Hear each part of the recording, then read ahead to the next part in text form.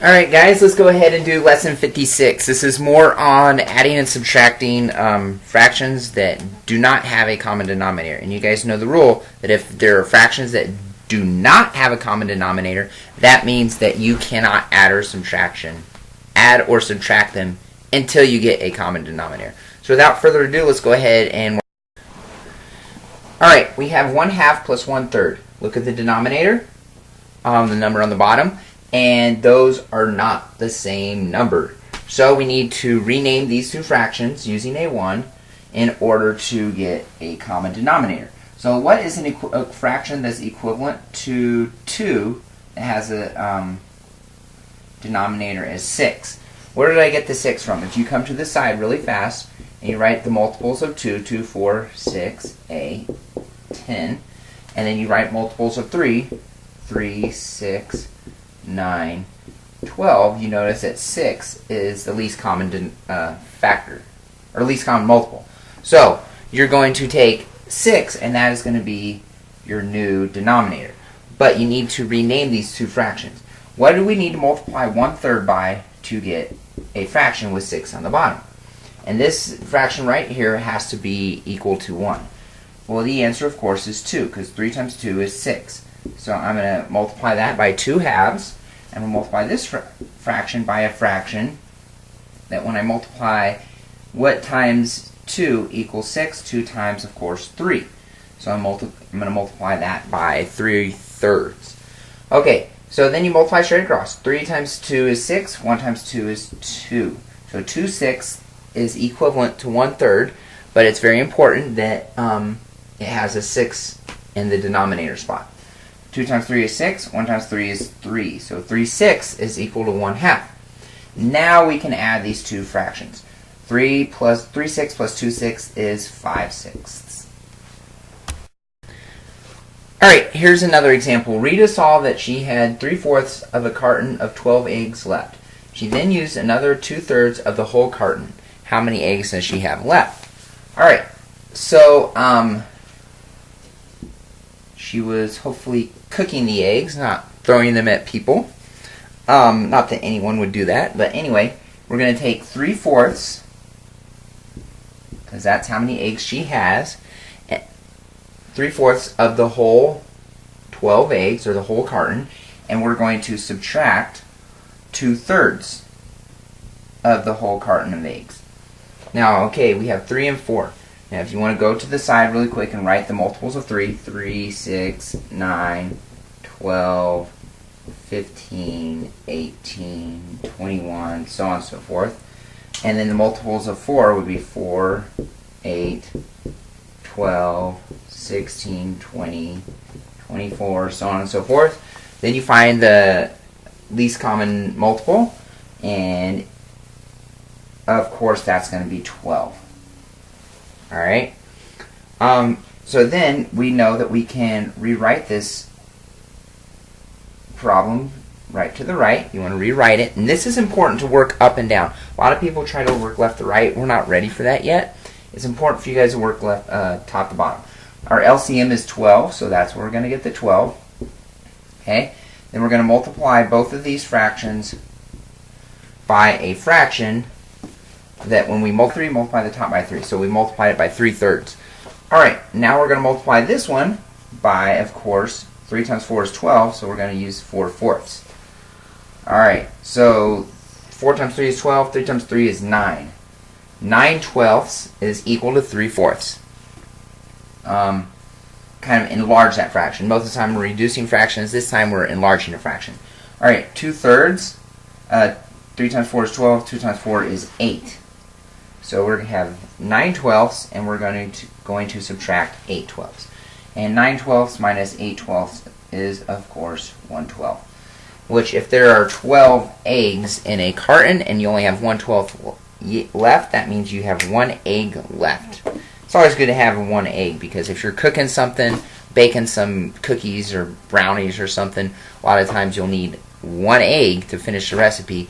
And if you go to get all your stuff mixed in, you go to the fridge and you look, darn it, no egg. So make sure you keep at least 1 egg around. Alright, let's do one more. Alright, let's go ahead and go over one more example problem, then we'll do a couple problems from the homework.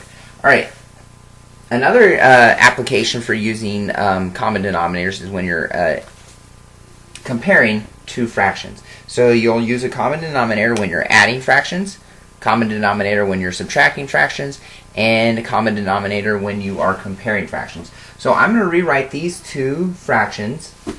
I'm going to enlarge them, so to speak, so that I can write 1/2 or have an equivalent fraction that has a common denominator with 3/8. So on the side, go ahead and write some multiples. 2, 4, 6, 8, 10, 12. There's your multiples of 2. And 8, 16, 24, 32, 40, so on and so forth. Okay. Now you can quickly see that 8 is our least common multiple. So we want to rewrite both of these fractions with an 8 on the bottom. Okay? I am running out of ink with my markers, so hopefully that's not too faint. Alright, so 8 times what number equals 8? 1. So I'm going to take 3/8 times 1 over 1 equals 3/8. Alright, let's go ahead and find the equivalent for 1/2. 1/2 times what fraction equals a fraction with 8 as the denominator? Let me try to find a different marker really fast. That marker is quickly dying. Okay, so of course, what times 2 equals 8? And your answer would be 4. Well, that's not much better.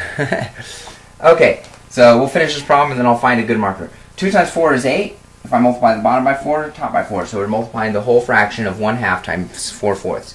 And then 1 times 4 is 4. So we're going to compare 3/8 and 4/8. And clearly 4/8 is larger than 3/8. So the answer is going to be less than. 3/8 is less than 1/2. Alright, let's do another comparison problem. We have 2/3 compared to 3/4. Which one is larger? So we're going to work our find common denominators. Really quick. 3, 6, 9, 12.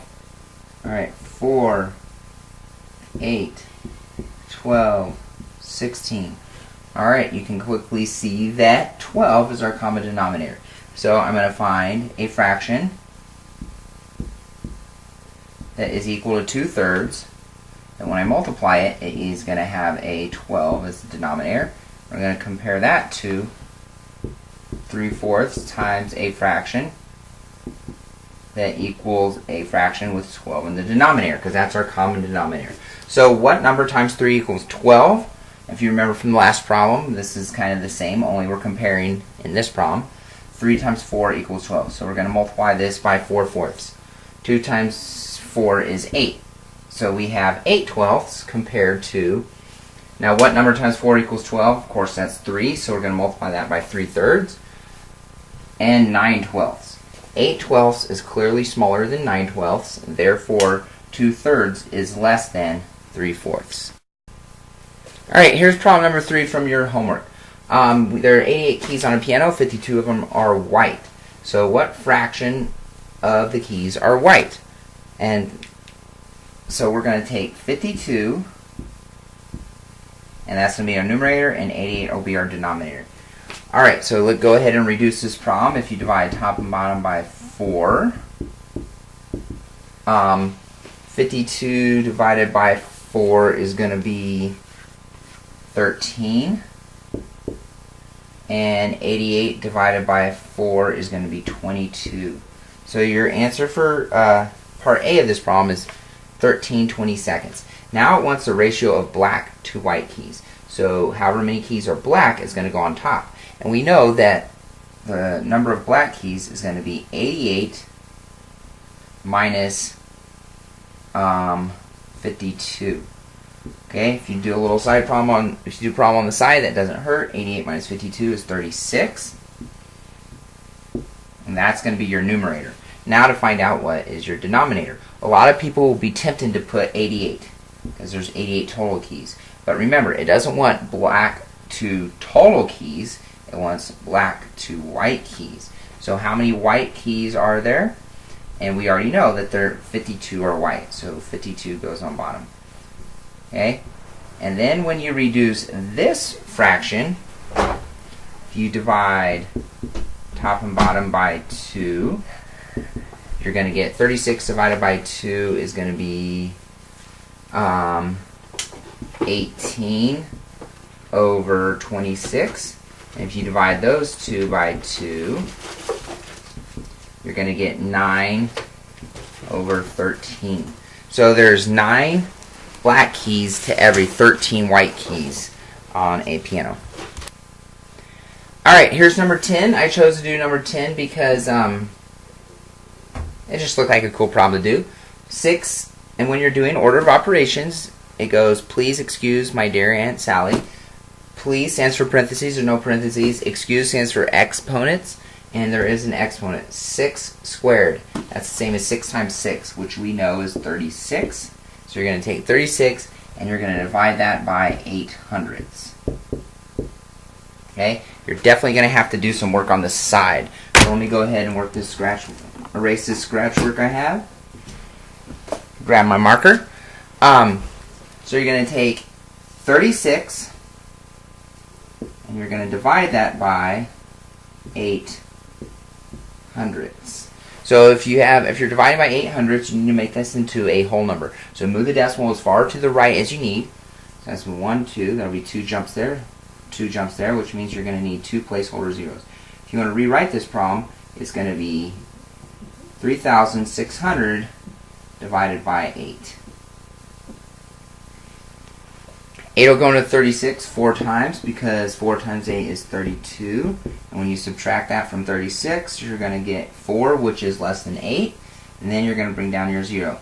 8 will go into 40 5 times because 5 times 8 is 40. If you subtract those two, you're going to get remainder 0. Bring down your next 0. 8 will go into 0 0 times. So the answer to this problem, you combine those two, evaluate them, is going to be 450.